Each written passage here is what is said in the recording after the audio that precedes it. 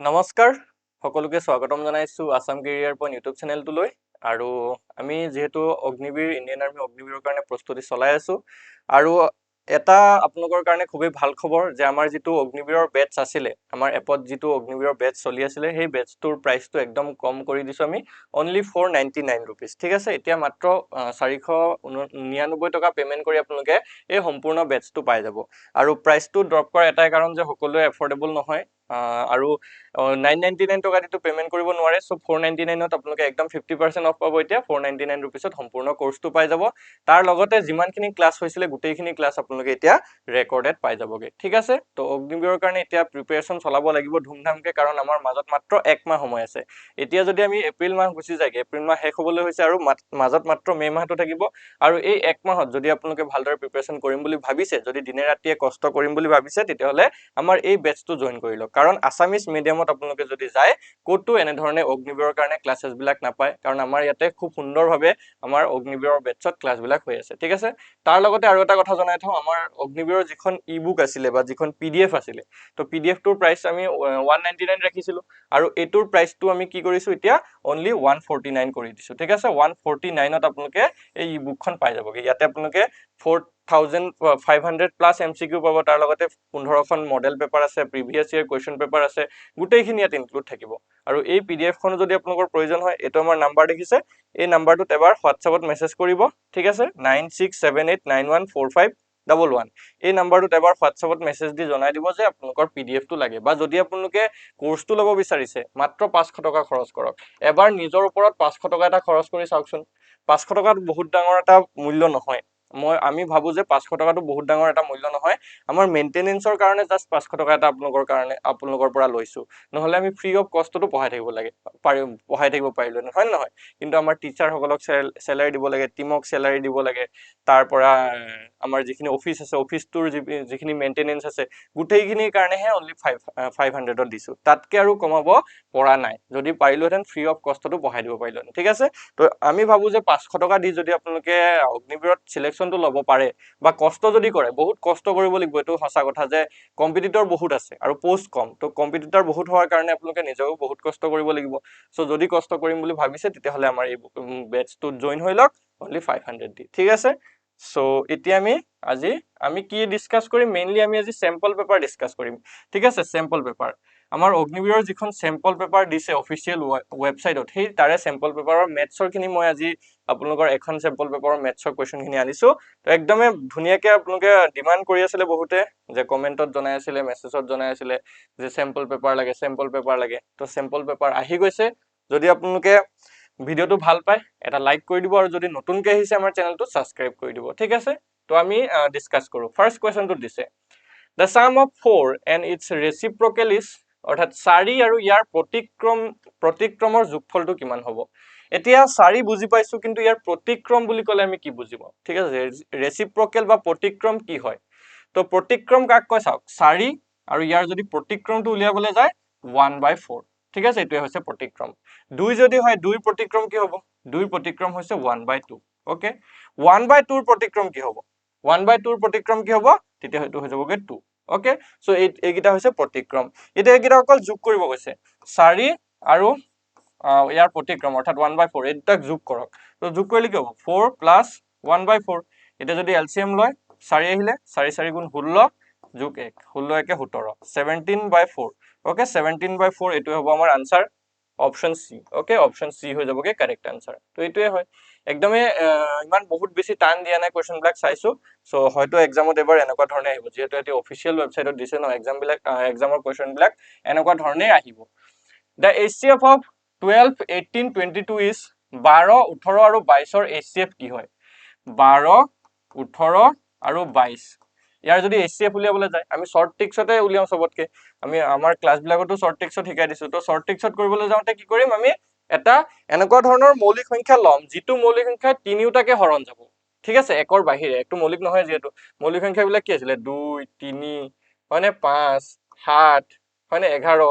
এনে ধৰণৰ 13 এনেকৈ আগবাঢ়ি থাকে সো এনেকুৱা এটা আমি মৌলিক সংখ্যা লম যিটো মৌলিক সংখ্যা তিনিওটা হৰণ যাব তো আমি যদি 2 ৰে কাটো 2 6 গুণ 12 2 9 গুণ 18 2 11 22 হৈ গল তাৰ পিছত যদি আকৌ চাই 6 আছে 9 আছে আৰু 11 আছে এতিয়াতো এটা তিনিটা হৰণ যোৱা এটা সংখ্যাও নাই 2 ৰেও নাযায় 3 ৰেও নাযায়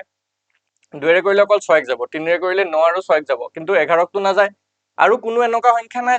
যিটো সংখ্যাৰে আমি তিনিটা হৰণ কৰিব পাৰো তো অকল এটাই পাইছো তো HCF টো কি হৈ যাবগে ইহঁতৰ HCF বা গখাও যেটো কয় হেতু হৈ যাবগে 2 option C is the right answer বুজি পাইছে কি হৈ যাবগে HCF 2 হৈ যাবগে ওকে ডান নেক্সট কোৱেশ্চন টো চাও নেক্সট কোৱেশ্চনত কি দিছে if the sum of three consecutive integer is 126 then find the largest number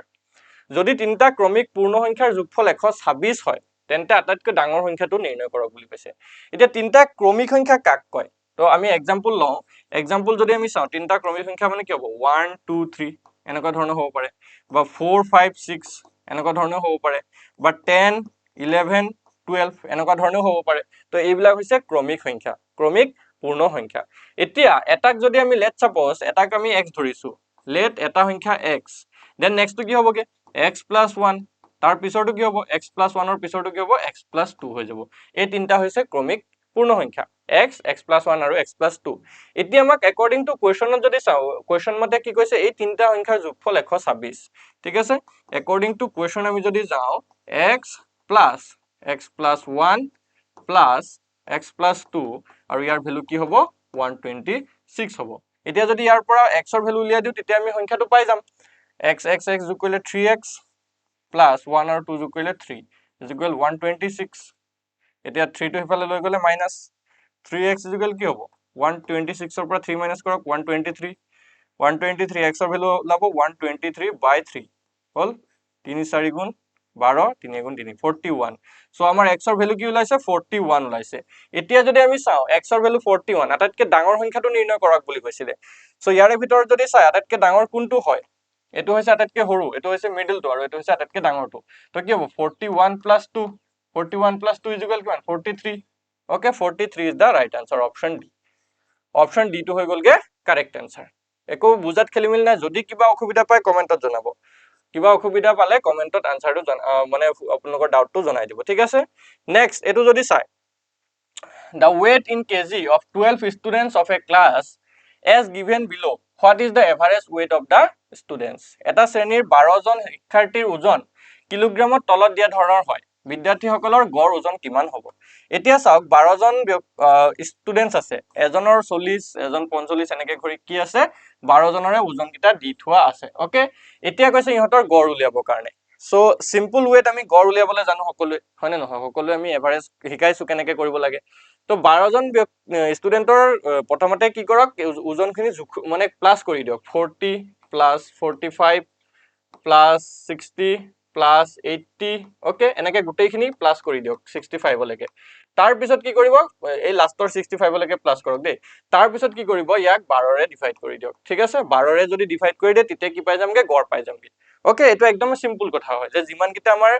term দিয়া থাকিব বা পদ দিয়া থাকিব সেই গোটেইখিনি ফাৰ্স্ট অফ অল যোগ কৰিম তাৰ পিছত যোগ কৰি যিমানটো দিয়া আছে নাম্বাৰ অফ টাৰ্মস সিমান কিটাৰে হৰণ কৰিলে হৈ গলগে তো এটো যদি যোগ কৰি চাই মই ইয়াৰ যেহেতু ক্যালকুলেশনটো কৰি থৈছো অলৰেডি যোগ কৰি দিব বহুত সময় যাব তো আপোনালোকে যোগ কৰি চাব যোগ কৰিলে ইয়াৰ ভ্যালুটো 768 ওলাই ওকে 768 আৰু ইয়াক যদি 12 ৰে ডিভাইড কৰি দিয়ে ইয়াক যদি 12 ৰে ডিভাইড কৰি দিয়ে তেতিয়া কিমান পাই যায় তেতিয়া ইয়াৰ ভ্যালুটো পাই যাব 64 ওকে 64 কেজি তো আমাৰ এভাৰেজটো কি ওলাই যাব 64 option A is the right answer বুজি পাইছে সকলে ইয়াৰ ক্যালকুলেশনটো আপোনালোকে এবাৰ কৰি চাব গোটেইখিনি প্লাস কৰি তাৰ পিছত 12 ৰে ডিভাইড কৰি চাব ওকে ডান নেক্সট কোৱেশ্চনটো চাও নেক্সট কোৱেশ্চনটোত কি কৈছে ভালকে চাওক অনিতা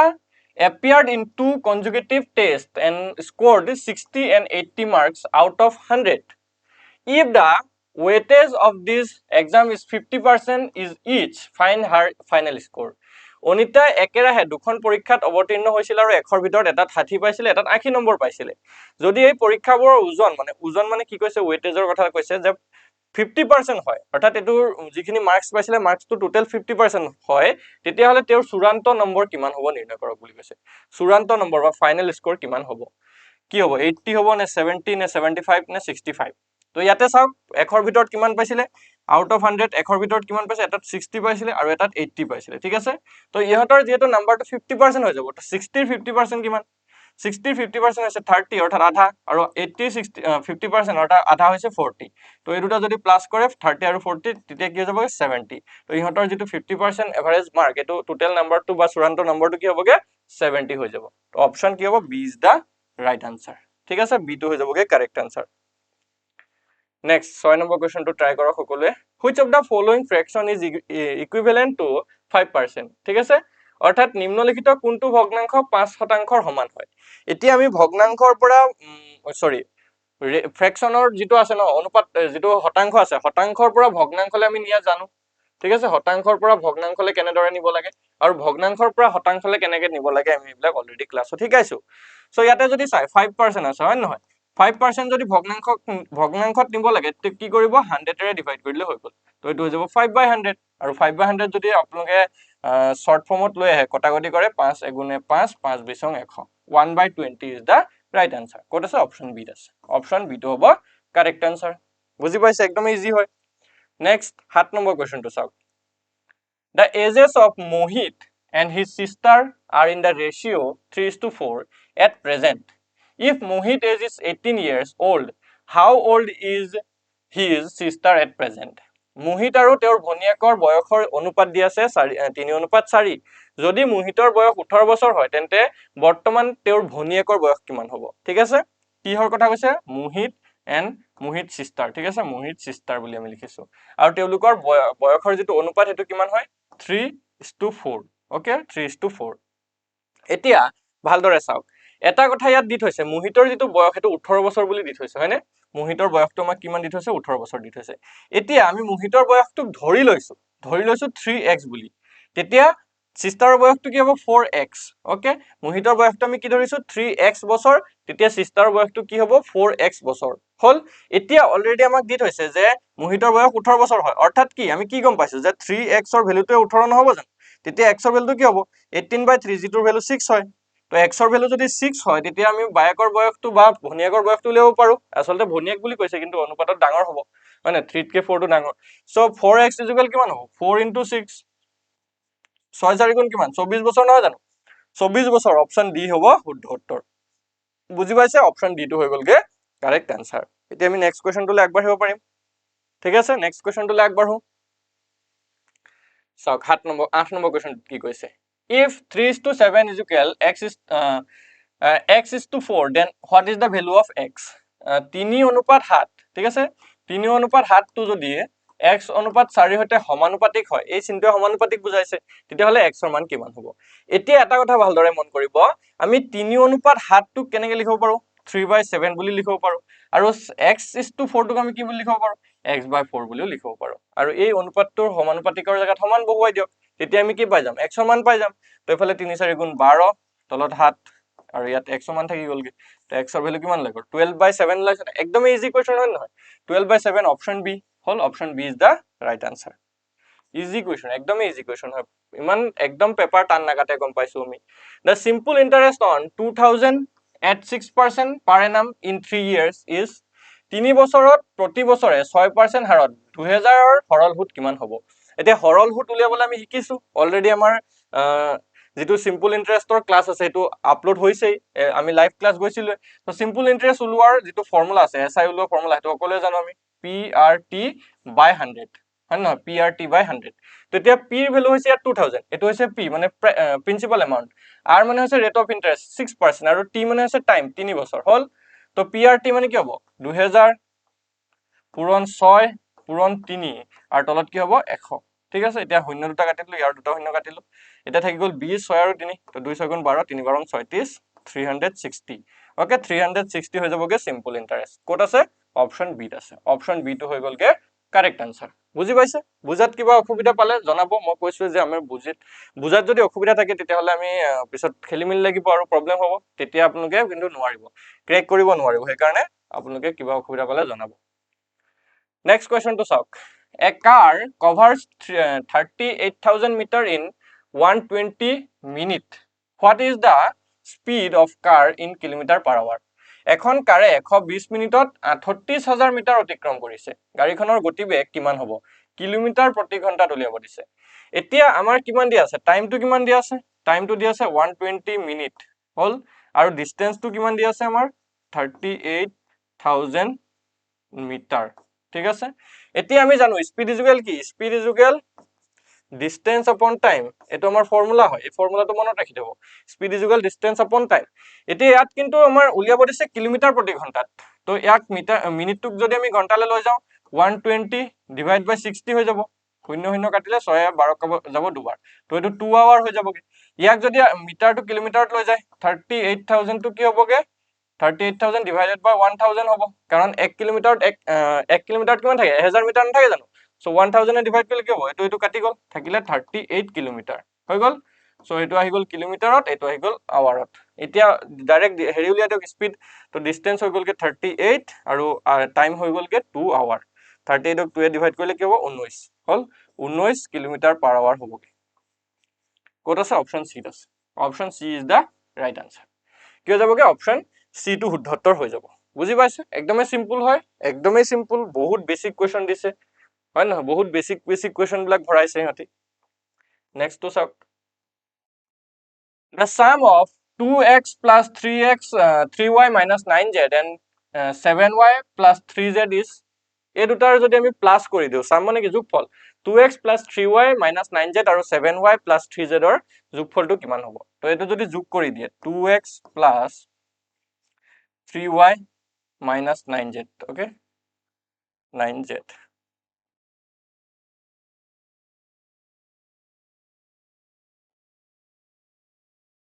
এতিয়া আৰু কি কৰিব কৈছে আমাৰ আৰু কৰিব কৈছে plus 7y plus 3z 3z okay এটো 3 দে 3z এতিয়া যদি চাই ইয়াতে যদি আমি চাও 2x আৰু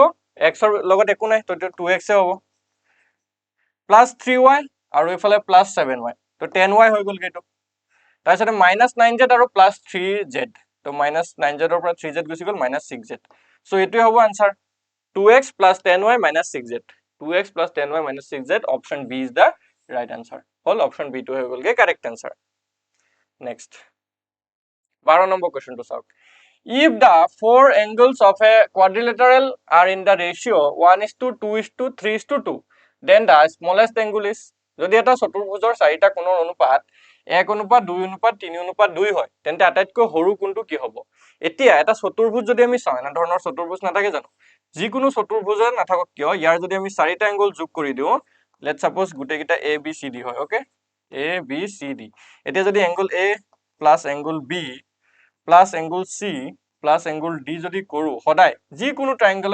যিকোনো কোৱাড্ৰিলেটাৰেল নহওক কিয় অৰ্থাৎ চতুৰ্ভুজ নহওক কিয় ইয়াৰ চাৰিটা কোণ যোগ কৰিলে 360 ডিগ্ৰী ওলাবই এইটো কথা সদায় মনত ৰাখিব লাগিব এটো এটা বহুতে ইম্পৰ্টেন্ট পইণ্ট হয় আৰু এটো ম্যাচ কৰিবলৈ যাওঁতে এটো মনত ৰাখিবই লাগিব যেনেকৈ আমি জানো যে যিকোনো ট্ৰায়াঙ্গেল এটা যোগ কৰিলে ইহঁতৰ তিনটা এংগলৰ যোগফল 180 ডিগ্ৰী হয় তেনেকৈ কোৱাড্ৰিলেটাৰেল অৰ্থাৎ চতুৰ্ভুজ এটাৰ চাৰিটা কোণ যোগ কৰিলে 360 ডিগ্ৰী পোৱা যায় ঠিক আছে এতিয়া ইয়াত যদি ভালদৰে চাই তেতিয়া কি কৈছে অনুপাত দিয়া আছে চাৰিটা কোণৰ কি দিয়া আছে 1:2 ঠিক আছে 1:2:3:2 এতিয়া এটা কোণক আমি x বুলি ধৰিছো নেক্সটটোক আমি 2x বুলি ধৰিছো নেক্সটটো 3x আৰু তাৰ পিছৰটো 2x হৈ গল সো এতিয়া এই চাৰিটা কোণৰ যোগফল কিমান হয় 360 ডিগ্ৰী আমি জানো তো x + 2x + 3x + 2x কি হ'ব 360 ডিগ্ৰী তো 1 2 3 3 3 6 7 8 8x ৰ ভ্যালু কি হৈ যাবগে 360 হৈ গলগে হল তে x ৰ মান উলিয়া দিওক ইয়াৰ পৰা 360 ডিভাইডেড বাই 8 ঠিক আছে 360 ক যদি আমি 8 ৰে হৰণ কৰি দিও 360 ক যদি আমি 8 ৰে হৰণ কৰি দিও 8 4 গুণ 32 40 নামিলে 8 5 গুণ 40 45 ওকে 45 ডিগ্ৰী হ'ব আমাৰ x ৰ মান তো x ৰ ভ্যালুটো 45 ওলাইছে 45 ডিগ্ৰী এতিয়া উদিছিল আটাইতকৈ সৰু কোণ সো আমি যদি ভালদৰে লক্ষ্য কৰো ইয়াতে আটাইতকৈ সৰু কোণটো হ'ব x এটা হৈছে 2x এটা হৈছে 3x আৰু এটা হৈছে 2x আটাইতকৈ সৰুটো x এ হ'ব তো x ৰ ভ্যালুটো 45 ডিগ্ৰী পাইছো অপচন বি হ'ব আমাৰ কাৰেক্ট আনসাৰ বুজি পাইছা সকলোৱে অপচন বি হলগে শুদ্ধ উত্তৰ নেক্সট কোৱেশ্চনটো চাও আমি কি দি আছে if 2m minus 3 is equal m/3 plus 7 then what is the value of m যদি 2m minus 3 সমান m/3 plus 7 হয় তেতিয়াহলে m ৰ মানটো কিমান হ'ব সো ইয়াতে ভালদৰে লক্ষ্য কৰক 2m minus 3 is equal m/3 plus 7 ঠিক আছে এতিয়া m থকা কিটা আমি একফালে কৰি দিও মানে 2m minus m/3 হ'ব এটো ইফালে আছে প্লাস হৈ ইফালে আহিলে মাইনাস হৈ যাব আৰু এই -3 টো যদি আমি সমান চিহ্ন ইফালে লৈ যাওঁ তেতিয়া কি হ'বগে +3 হৈ যাবগে ঠিক আছে এতিয়া ইয়াৰ পৰা এলসিএম লম ইয়াৰ পৰা যদি আমি এলসিএম লম 3 হ'ব 3 2 6 6m -m ওকে আৰু ইফালে হাতে 3 এ 10 হৈ গলগে সো এই 3 টো সমান চিহ্ন ইফালে লৈ যাওক পূৰণ হ'ব 3 2 30 আৰু 6m ৰ পৰা m গুচি গল থাকিলে 5m 5m কি হৈ গলগে 30 সো m ৰ ভ্যালু কি হ'ব m 30/5 যেটোৰ ভ্যালু হৈ গলগে 6 তো m ৰ ভ্যালু আমি কিমান পাইছো 6 option B okay option B is the right answer বুজাত অসুবিধা পোৱা নাই আৰু ক্লাছটো আমি অলপ স্পিড কৰিছো কাৰণ আমাৰ টাইম বেছি সময় যেহেতু নাই আৰু স্যাম্পল পেপাৰ আমাৰ কেবাখনো দিছে প্ৰায় 45 খন স্যাম্পল পেপাৰ দিছে তো পাৰিলে আমি ডেইলি এখন স্যাম্পল পেপাৰ আমি ডিসকাস কৰিবলৈ ট্ৰাই কৰিম তাৰ লগতে আমি জিকে খিনি এনে ডিসকাস কৰি লাভ নাই জাস্ট জিকে মই আনসাৰ শীটখন বনাই দিবলৈ কম আমাৰ টিমক আৰু সেই আনসাৰ শীটখন আপোনালোকৰ যিখন আমাৰ যিটো অগ্নিবীৰ বেটছ আছে সেই বেটছৰ গ্ৰুপত আমি সেন্ড কৰি দিম ঠিক আছে যিখিনি জিকে আছে তাৰ লগতে ৰিজনিং আৰু মেথছৰ কিনি আমি সলভ কৰাই দিম ঠিক আছে টেনশন লবলগীয়া কথা নাই নেক্সট 14 নম্বৰ কোৱেশ্চন 14 নম্বৰ কোৱেশ্চনত কি কৈছে a regular polygon is such that its interior angle is 135 degree how many sides does it contain এটা নিয়মিত বহুভুজ হৈছে এনে যে ইয়াৰ প্ৰতিটো আভ্যন্তৰীণ কোণ হৈছে 135 ডিগ্ৰী ইয়াত কিমানটা বাহু আছে ঠিক আছে 135 ডিগ্ৰী যদি হয় ইয়াত কিমানটা বাহু আছে বুলি কৈছে এতিয়া ভালকে চাওক এটা যিকোনো ধৰণৰ বহুভুজ যদি থাকে আৰু তাৰে যদি কি দিয়া থাকে এটা কি দিয়া আছে ইয়াতে আমাৰ আভ্যন্তৰীণ কোণ এটা দিয়া আছে তেতিয়া তাৰ বাহ্যিক কোণটো উলিয়াব লাগিব অৰ্থাৎ বহি কোণটোৰ মান উলিয়াব লাগিব ঠিক আছে বহি কোণটোৰ মান উলিয়াব প্ৰথমতে তো আভ্যন্তৰীণ কোণ দিয়া থাকিলে বহি কোণটোৰ মান কেনেকৈ উলিয়াব তো এটো হৈছে 180 ডিগ্ৰী - 135 ডিগ্ৰী ঠিক আছে বহি কোণটোৰ মান কেনেকৈ উলিয়ায় 180 ডিগ্ৰীৰ পৰা 135 টো মাইনাস কৰি দিয়ক অৰ্থাৎ যেটো আভ্যন্তৰীণ কোণ আছে এটো মাইনাস কৰি দিয়ক তো 10 ৰ 5 গল থাকিল 5 7 ৰ 3 গল থাকিল 4 45 ডিগ্ৰী হল আমি বহি কোণটোৰ মান কিমান পাইছো 45 ডিগ্ৰী এতিয়া আপোনালোকে একো কৰিব নালাগে সিম্পল এই যেটো আমি বহি কোণৰ মান পাইছো এটোৰে 360 ডিগ্ৰীক ডিভাইড কৰি দিয়ক ঠিক আছে তেতিয়া আমি বাহুৰ সংখ্যা ওলাই যাব বাহুৰ যদি সংখ্যা উলিয়াব লগা হয় তেতিয়া কি কৰিব লাগিব 360 ক 45 এৰে ডিভাইড কৰি দিয়ক ঠিক আছে 360 ক যদি 45 এৰে ডিভাইড কৰে এটো যদি কাটি দিয়ে 8 বাৰ যায় ঠিক আছে কেবাৰ যাব 8 বাৰ যাব option C is the right answer কি হৈ যাবগে অপশন সি টো শুদ্ধ উত্তৰ হৈ যাব বুজি পাইছে একদমে সিম্পল হয় বেছি টান বস্তু ইয়াত আমাৰ দিয়া নাই আৰু আশা কৰিছো বহুতে পাৰিব সকলোৱে পাৰিব এইখিনি বস্তু অলৰেডি আমাৰ এপত এইবিলাক ক্লাস হৈছে তো নেক্সট কোৱেশ্চনটো যদি আমি ভালদৰে চাও a rectangle 28 meter long and 10 meter wide is formed with the help of a thread with the same thread a square is then formed what is the side of a square কি কৈছে হুটা এডালৰ সহায়ত 28 metre দীঘল আৰু 10 metre বহল আয়ত এটাত গঠন কৰা হৈছে একেটা হুটাৰে তাৰ পিছত বৰ্গ এটা গঠন কৰা হয় তো বৰ্গক্ষেত্ৰটোৰ বাহুৰ দিশটো কিমান হ'ব ঠিক আছে বাহুটোৰ দিশ কিমান হয় মানে কি কৈছে চোৱা এটা হুটা আছে যেটো হুটাৰে প্ৰথমতে এটা কি কৰিছে আয়ত গঠন কৰিছে যেটো আয়তৰ দিশটো হৈছে 28 মিটাৰ আৰু যেটো প্ৰস্থ আছে এটো হৈছে 10 মিটাৰ ওকে এতিয়া আমাক কৈছে যে এই ৰছিডালেৰে বা হুটাডালেৰে কি কৰিছে এটা বৰ্গ গঠন কৰিছে সেম সাইজৰ সেম হুটাৰে এটা বৰ্গ গঠন কৰিছে তো এই বৰ্গটোৰ বাহুৰ দৈৰ্ঘ্যটো কিমান হ'ব ঠিক আছে বৰ্গটোৰ বাহুৰ দৈৰ্ঘ্য কিমান হ'ব আমাক উলিয়াব দিছে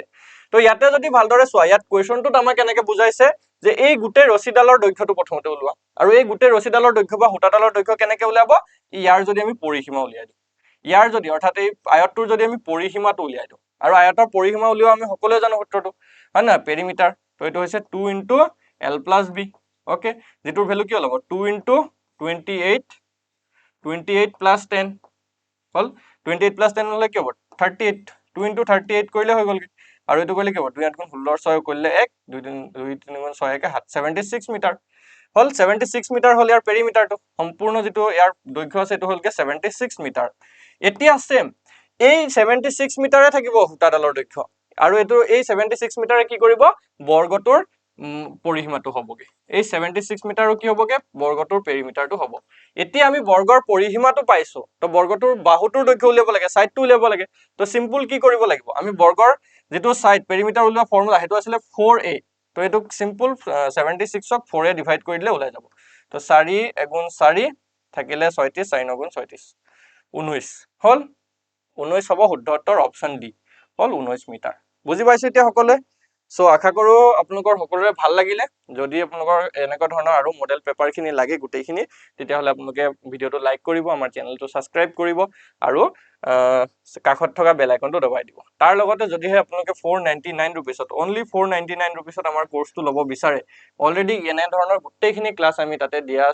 দি আছো আৰু লাইভ ক্লাছখিনি অলৰেডি হৈ আছে তো আপোনালোকে গোটেই ক্লাছখিনিৰ কাৰণে 499 ৰুপিছত আমাৰ অগ্নিবীৰৰ 4G বেটছটোত জইন হ'ব পাৰে ঠিক আছে যদি জইন হ'ব বিচাৰে তেতিয়াহ'লে তলত আপোনালোকৰ নাম্বাৰটো গৈ আছে সেই নাম্বাৰটোত আমাক এবাৰ হোৱাটছএপত মেছেজ কৰক বা ডাইৰেক্ট কল কৰি আপোনালোকে ডিটেইলছটো লৈ লওক ধন্যবাদ